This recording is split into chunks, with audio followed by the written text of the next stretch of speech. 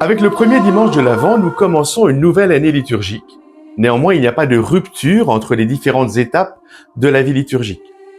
En effet, la tonalité de ce premier dimanche de l'année chrétienne est en résonance avec celui qui précède, la solennité du Christ roi, le dernier dimanche de l'année chrétienne. Le temps de l'Avent est celui de l'attente et de l'avènement du Seigneur Jésus. Avènement dans la chair, par le mystère de l'incarnation et de sa naissance, que nous célébrerons à Noël. Avènement dans la gloire, à la fin des temps, que nous avons annoncé au dimanche du Christ roi. Notre premier dimanche de l'Avent nous laisse tourner vers les fins dernières. Vous retrouverez cela dans les textes de la messe qui nous sont présentés par cycle sur 3 ans. Je vous propose aujourd'hui de survoler quelques citations bibliques et des oraisons de la messe pour découvrir la tonalité, la couleur de ce premier dimanche. Vers toi, Seigneur, j'élève mon âme. Mon Dieu, je m'appuie sur toi, épargne-moi la honte, ne laisse pas triompher mon ennemi. Pour qui espère en toi, pas de honte. Ce verset du psaume 24e sont ceux de l'antienne d'ouverture de la première messe de l'année liturgique, Ad te levavi animam meam, vers toi j'élève mon âme. C'est l'antienne d'ouverture qui doit donner la tonalité de chaque dimanche de l'année et de laquelle le chant d'entrée devrait normalement s'inspirer. Ici, vous pouvez noter que le dynamisme de ce verset « Vers toi, Seigneur, j'élève mon âme ». Nous sommes appelés à remettre le cap sur l'essentiel. Le temps de l'Avent nous donne l'occasion d'entrer dans ce temps d'attente, de conversion joyeuse pour préparer l'avènement du Seigneur. Et dans ce mouvement, nous ne sommes pas seuls.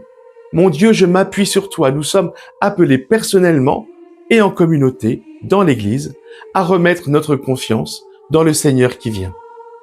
Voilà pourquoi dans la prière d'ouverture de la messe, qu'on appelle la collecte, celle qui rassemble la prière des fidèles, nous demandons « Donne à tes fidèles, Dieu Tout-Puissant, la volonté d'aller par les chemins de la justice à la rencontre de celui qui vient. » Nous demandons au Père d'accroître notre volonté, notre désir de rencontrer à nouveau, c'est-à-dire de manière renouvelée, le Seigneur, afin qu'il soit admis à sa droite et mérite d'entrer en possession du royaume des cieux. La finalité de ce désir, de cette volonté, n'est pas directement Noël, mais la vie éternelle, le royaume des cieux. Vous noterez que, comme chaque année, pendant le temps de l'Avent, on ne chante pas le Gloria. On ne le fait pas pour la même raison que pendant le carême. Pendant le carême, c'est par pénitence, le Gloria étant une hymne joyeuse. Pendant le temps de l'Avent, c'est pour que l'hymne angélique, l'hymne des anges, résonne dans la nuit de la Nativité comme quelque chose de nouveau, de renouvelé. Pour lui donner une sorte de nouveauté, on s'en prive pendant quelque temps. La couleur violette des ornements liturgiques est celle des temps de préparation et de pénitence.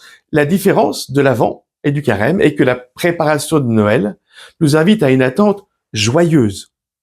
Mais pour pouvoir vivre pleinement la joie de la Nativité, la liturgie nous invite à une réelle sobriété dans le déploiement des rites pour laisser éclater notre joie, une joie non feinte dans la nuit de Noël. Je vous retrouve la semaine prochaine pour découvrir la tonalité du deuxième dimanche de l'Avent.